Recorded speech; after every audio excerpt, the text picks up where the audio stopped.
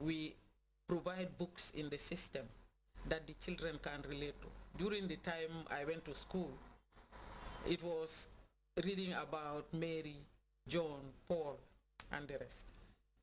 Now we are talking about Fatu, Musa, Abdul, and the rest of it. So the children can relate to the names, to the pictures. And we have also endeavored to make sure that what the children read in the schools is gender sensitive. If we are talking about a girl, there are certain things in the books that that girl child in the school system can relate to. The government advocates the production of books and other learning materials by locals themselves to feed existing school libraries.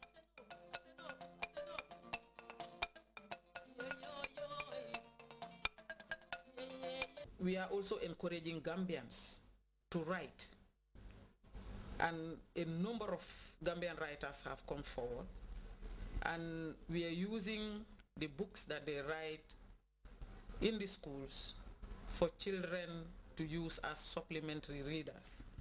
Apart from that, we have endeavored to make sure that every Gambian child from 2007 to date, we have endeavored to ensure that each child in the basic cycle level is able to access a set of core textbooks that is provided free.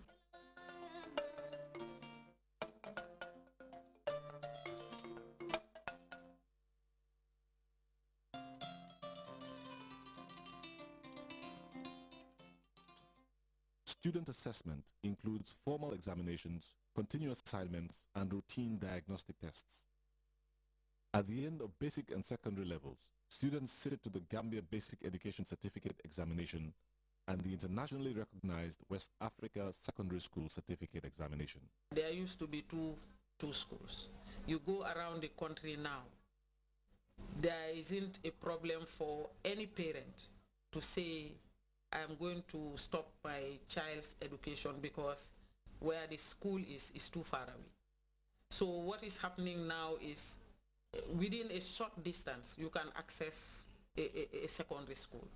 In terms of primary schools, we are endeavoring to make sure that a child doesn't travel more than 3 kilometers to get to a school. The government of the Gambia has undertaken a task to establish new schools, construct additional classrooms, improve, rehabilitate, and maintain existing facilities. This move is advised by the policy decision to ensure that access to schools by learners does not exceed the range of 3 kilometers. And appropriately, it has served the educational needs of local communities and brought education to the doorstep of every Gambian. By 2014, we will be there because the political commitment is there. We have a dedicated team here at the ministry, and the teachers are also encouraged to do what they need to do in terms of their training, access to training, in terms of remuneration, and in terms of housing. So putting all of that together, we have been able to transform the education system to what it is today.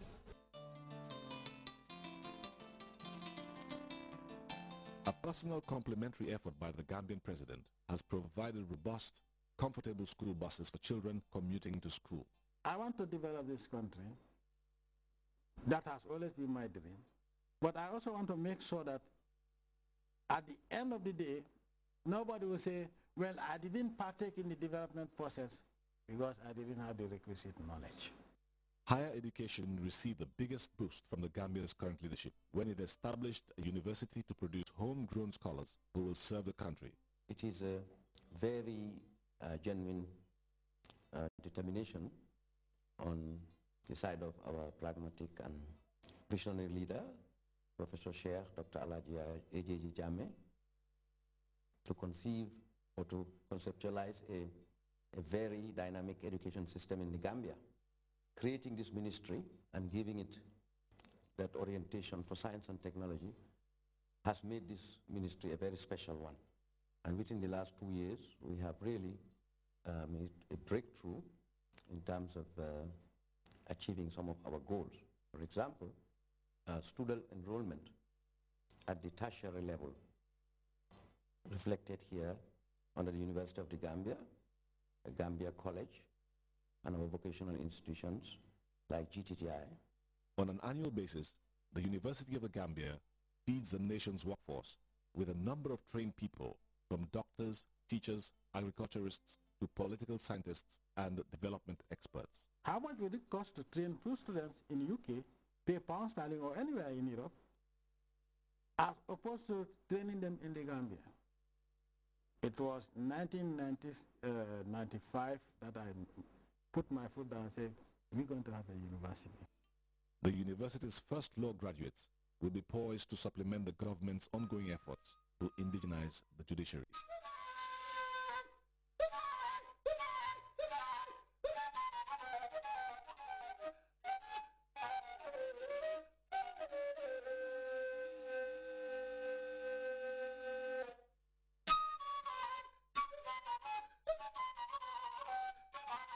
An ultra-modern university campus is in the offing, where an integrated learning environment will enhance outcome. The site is Farababanta in the Gambia's western region, a perfect choice for the elaborate structural and technical needs of a university. First of all, I want to thank the Almighty Allah, who has made this day possible after so many years of yearning to establish a university that will not only be unique in the Gambia, but will be accounted among the best universities of the world.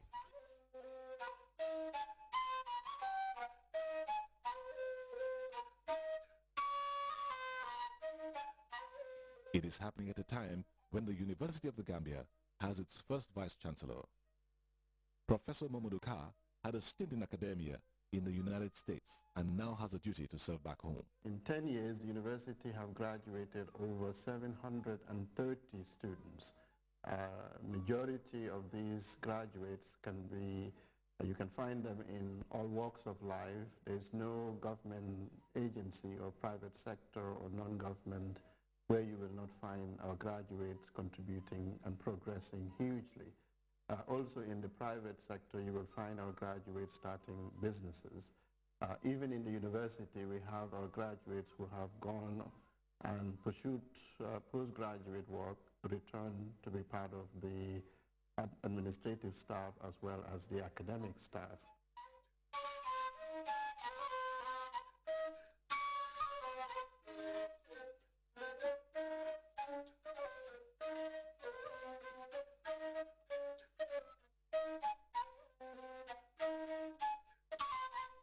The programs in the university are high caliber. They are as good as you will find in any university.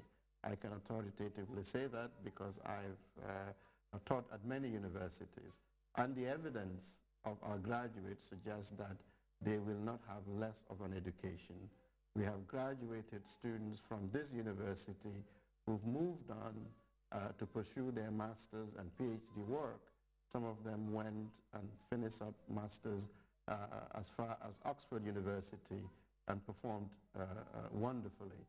Some of our graduates are currently finishing up their PhD work in New Zealand, in University of Edinburgh, and many, many top universities of the world.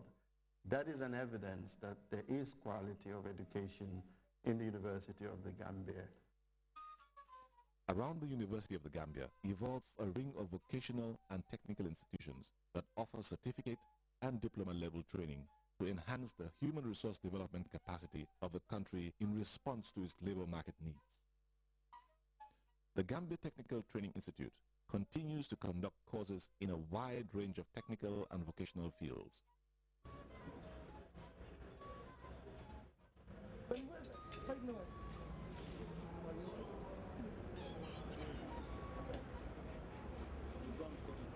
Whilst the Management Development Institute offers a host of programs in management studies to provide trained and skilled manpower at the middle level of service and industry. Private sector interest in educational development is also high, with a myriad professional centers and institutes providing alternative career opportunities and programs. But we are not going to stop there, because what the problem is now, we are trying to see, because there's an incentive here, a bonus incentive. They're saying that with this individual